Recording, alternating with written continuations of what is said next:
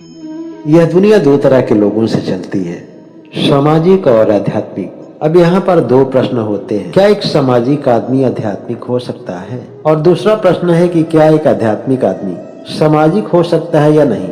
इन दोनों प्रश्नों का उत्तर जानने के लिए यह जानना जरूरी है कि सामाजिक और आध्यात्मिक दोनों में फर्क क्या है। सामाजिक जिसका आधार होता है पैसा और प्रतिष्ठा, और यही दोनों चीजें आदमी की खुशियों में सबसे बड़ी बाधा भी होती है। एक सन्यासी आदमी अपने जीवन में सबसे पहले इन्हीं दोनों चीजों का त्याग करता है। एक आध्यात्मिक आदमी किसी भी तरह के स्वार्थ से परे होता है। लेकिन अगर हम समाज की बात करें तो समाज तो स्वार्थों के ही ताने बाने पर टिका हुआ है। समाज की नजर हमेशा उसी चीज पर होती है जो लगता है कि उसके जीवन में उपयोगी है।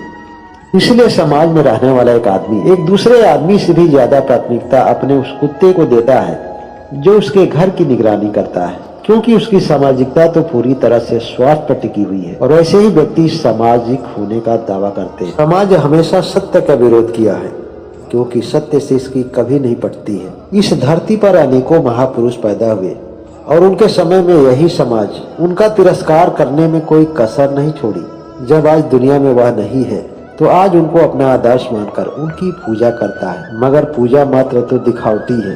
केवल पूजा मात्र करता है, उनके विचारों पर कभी नहीं चलता है। भगवान राम, कृष्ण, महात्मा बुद्ध और जीसस के अलावा अनेक लोगों की यह दुनिया पूजा करती है। लेकिन आप जरा सर्वे करके देखिए कि राम को मानने वाले कितने लोग ऐसे हैं जो राम के आदर्शों को मानते हैं। भगवान राम की पूजा करके और राम नाम का झंडा लहराने से वह राम का भक्त कभी नहीं हो सकता।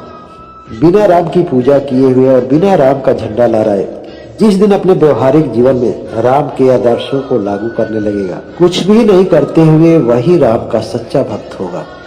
जो गौतम बुद्ध की पूजा करते हैं वो सबसे पहले बुद्ध के विरोधी हैं, क्योंकि भगवान बुद्ध ने तो पूजा का विरोध किया था। बुद्ध ने तो केवल यही कहा था कि जागृत अवस्था में रहकर कर्म करना ही जीवन की सबसे बड़ी पूजा है। उन्होंने समाज का परित्याग किया था और सत्य को स्वीकार किया था।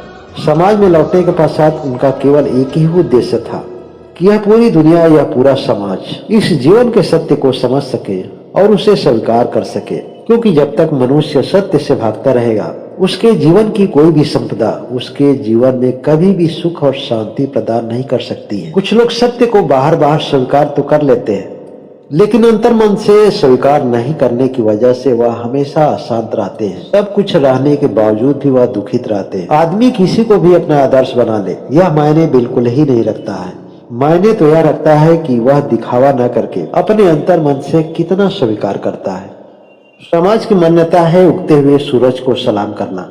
ऊपर उठने वाले लोगों को समाज कंधे पर उठाकर उसका जय जयकार करता है। किसी भी कारणवश अगर कोई नीचे गिर गया, वही समाज अपने पैरों तले उसे कुचल भी देता है, जिसको हम एक आदर्श समाज के रूप में जानते हैं। जिसने राम को राम नहीं माना और कृष्ण को चितचोर कहा, वह अपने किसी भी सुख स्वार्थ में किसी को भी कुछ कहने के लिए स्वतंत्र है, कुछ भी समझने और समझाने के लिए स्वतंत्र है। इसलिए भगवान कृष्ण गीता में कहते हैं कि अगर आप अपने जीवन में कोई भी सत्य कर्म कर रहे हैं तो समाज क्या कहता है इसकी परवाह बिल्कुल न करें, क्योंकि इतिहास में पूजा उसी की होती है जो सत्य मार्ग पर चला था।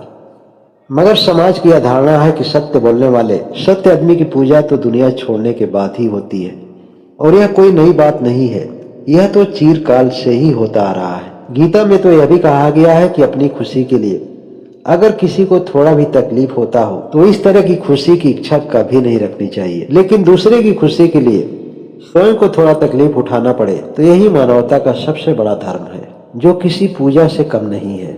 भगवान कृष्ण ने गीता में बताया है कि हर आदमी को कलयुग के प्रभाव से बचने के लिए अपने जीवन में दान पुण्य को भी स्थान देना पड़ेगा। दान एक ऐसी प्रक्रिया है जिसमें एक अपरिचित और अनजाने आदमी को अपनी सामर्थ्यता के आधार पर उसे आर्थिक सहयोग देकर उसके जीवन के कष्टों को कम किया जाता है।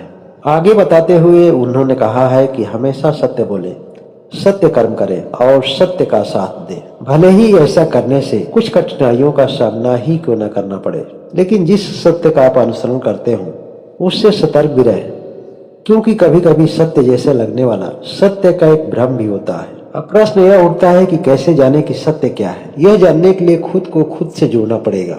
अंतरात्मा से उठती हुई आवाज आपको आगाह कर देगी कि सत्य क्या है और झूठ क्या है। इसलिए सुबह शाम अपने आप से जुड़ने वाली विधियों का अनुसरण करें। जीवन में खुश हमेशा वही रहते हैं जिनके जीवन में पारदर्शिता ज्यादा होती है, अर्थात दिखावे से उनका कोई भी संबंध नहीं होता है। मगर जीवन में सबसे ज्यादा दुखी तो वो होते हैं जिनके जीवन का अस्तित्व ही दिखावे पर टिका होता है।